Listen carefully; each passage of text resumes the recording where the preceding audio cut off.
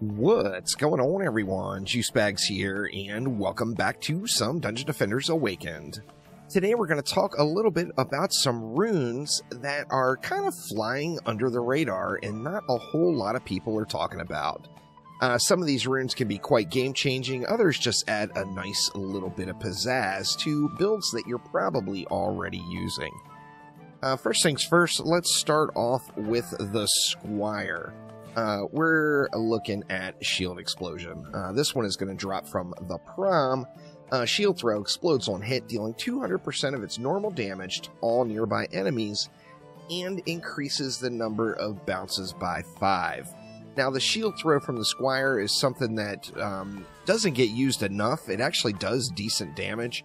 You see with the Shield Explosion, without a boost, we're doing 6 million and then 12 million with my particular setup. If you go ahead and throw a boost in the mix, we're going to jack that up. We're doing 23 million and 47 million. So this is, what, 70 million damage on top of what you're already doing. So, you know, of course, for the Squire, one of the things the Squire is weak at is killing flyers. This is just going to decimate flyer packs. If you got a chain of wyverns, it's just going to bounce right through them and tear them all up. Additionally, this is enough power to kill even mixed mode goblin copters with a couple of throws. So lots of good stuff here. Now the kicker with this, remember the explosion happens with every bounce. So when you're in a situation where you've got multiple targets, each bounce is going to be a different explosion and you're going to get just massive amounts of numbers. So you see explosions going off like crazy all over the place. These, of course, are not rifted enemies, so we're not getting that double damage on them. But you see the damage output is quite considerable in a pack if there's any enemies grouped together. So Shield Explosion, especially considering there's so many people playing Squires already, is just kind of a no-brainer addition. It's just going to add, and in fact, it might add a little bit of sauce to your gameplay with the Squire if you're not using that shield throw very often right now. Just super, super powerful. Next up, I wanted to talk about the Entangling Roots. This particular one applies a 30% slow and 200% tower dot damage to enemies within range. Now, the dot damage is kind of trivial, to be honest. It's just not enough to write home and tell mom about. It is something. You know, it's a little tickle, so it's adding a little bit of AoE damage to anything in range. But more importantly, the slow, 30% slow. Now this one, the favored map for it is Magus Quarters. Of course, it will drop anywhere in Act 1. However, the favored map for it is Magus from that victory chest. Now, what's so important about Entangling Roots? Well, this slow stacks with other slows. So let's say, for example, you've got an Ensnare Aura down. Remember, Ensnare Auras do affect ogres. Well, then you throw on top of it a root for 1 DU, and you've got an additional slow that is stacking with the Ensnare. Now, this really puts the brakes on everybody. You get yourself a nice big range. I personally went and made my own range warden, so taking a look at the stats here, we focused on range on this one. We're at 13,500. And you see with some upgrades, you can get a nice big area. So you see the green line here is the area of effect. If we go ahead and slap some upgrades on that bad boy, oh yeah, it expands out quite nicely. You get a massive, massive slow area, all for 1 DU. And the kicker is it's got 800,000 health. So if you need to, you could throw that out there as some sort of like a decoy or whatever if it's just additional and you're not requiring it for placing warden defenses. But Entangling Roots is definitely one you are going to want to add to your roster to really get a little bit more of, you know, just completely causing mobs to hit the brakes. Now I wanted to talk about some defense reduction stacking. I've played around with quite a few wall builds. Several of the wall runes are really incredible. The Spike Trap for the Spike Blockade is no different.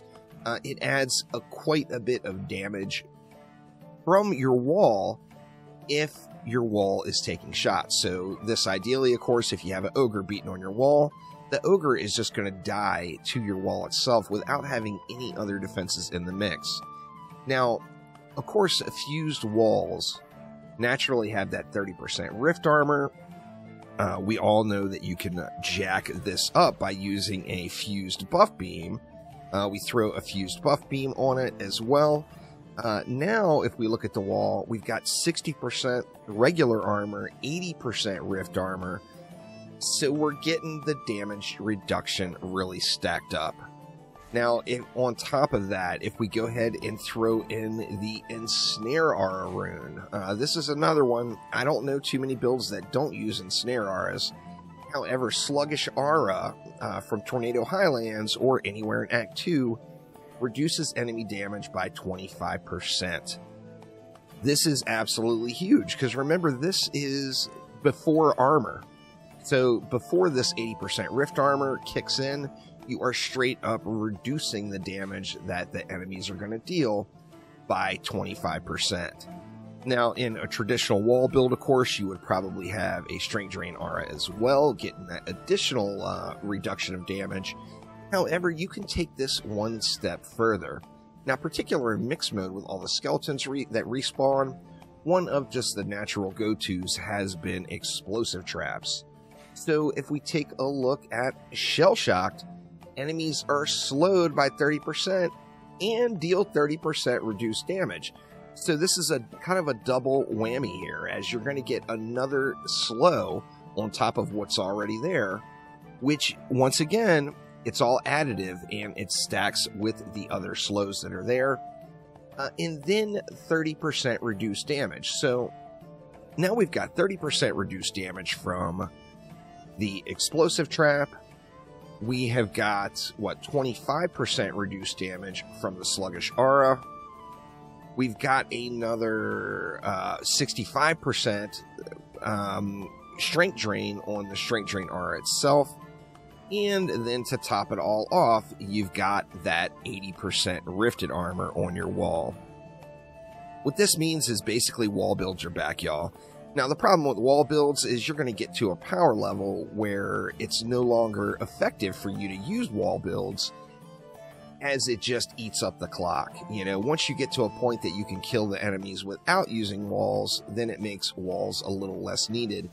However, with stacking all of the damage reduction in the mix, wall builds are quite effective right now as it stands. So just a few rune ideas for runes that don't have the pizzazz that a lot of runes do offer, and ones that are not getting used quite as often, for you to get some nice results with a rune that you may or may not have considered using. That will do it for now, though. Thank you all so much for watching, and I will see you next time around. Take it easy.